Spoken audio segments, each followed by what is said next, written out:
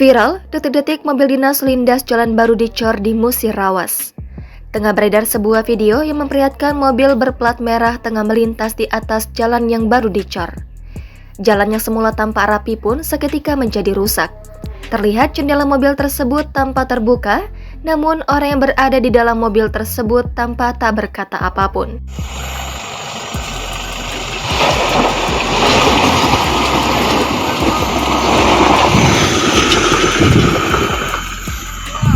Mobil plat merah masuk. Ini dapat izin segala macam. Tengok bos, hancur bos. Hancur bos. Makso. Belumnya makso bos. Pegawai alat Nah.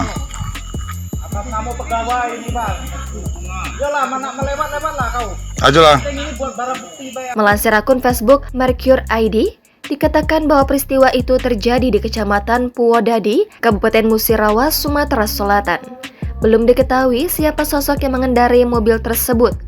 Namun, mobil berplat BG44HZ itu diduga merupakan mobil dinas pemuda dan olahraga pemerintah Kota Lubuk Linggau berdasarkan Peraturan Wali Kota Lubuk Linggau Nomor 3 Tahun 2016. Video berdurasi 57 detik itu pun kini viral dan telah diunggah ulang oleh banyak akun di media sosial. Netizen pun ramai memberikan komentar terkait peristiwa itu. Hingga saat ini, Tribun Sumsel masih mengkonfirmasi kebenaran video tersebut kepada pihak terkait.